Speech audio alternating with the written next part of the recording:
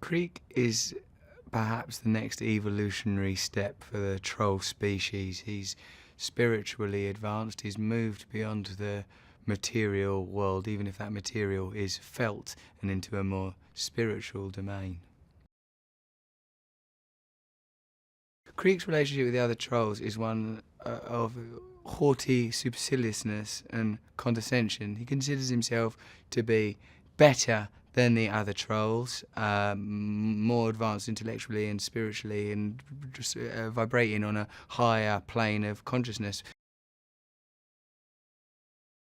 At the commencement of the movie Trolls, they live in a kind of, it seems, blissful captivity where they are regularly harvested by the Bergen species, having been led to freedom by a kind of Moses figure in the shape of King Pepe through a series of subterranean tunnels. They now live in a new utopia, a blissful forest dwelling. But there is one harbinger character played by Justin Timberlake, the character of Branch, who says that danger is just around the corner. But the other trolls, in their sort of blissful, one would say, ungrounded optimism, don't pay heed to his warnings and just want to party and enjoy life.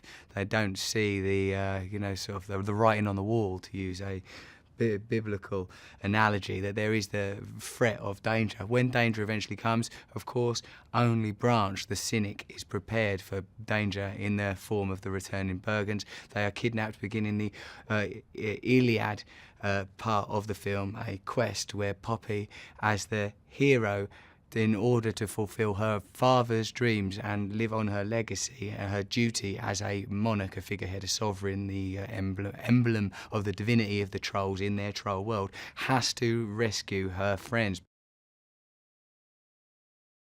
Anna Kendrick brings to the role of Poppy mirth, lightness, a good singing voice, a sort of a puckish, spry wry playfulness. She is a twinkle-eyed, affable girl next door, sort of sparkle-toed, whimsical girl with an element of edginess, which I imagine means that she's accessible to young children, but like aspirational for adolescent female viewers. Branch is a sort of a survivalist kind of character that lives in a bunker. He does have that skill set, but he doesn't have the optimism and love. But the two of them, as a composite entity, do have exactly the required characteristics to fulfill this mission, or do they? You know, that's the great question of the Trolls film. Will they rescue their friends? And will they again achieve utopia? Can there be a second Eden for the Trolls? You'll have to go and see the film. They are where the trolls are joyful, the Bergens are joyless. They are cynical beings and think that they can only attain joy, happiness, or any pleasure through consuming trolls.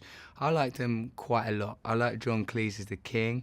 I like the Prince Kid. I like the cook a lot. Although one of my favourite bits of the film is the bit where it's got a Gorillaz song in it and they're singing it really joylessly about happiness. I really found that remarkable.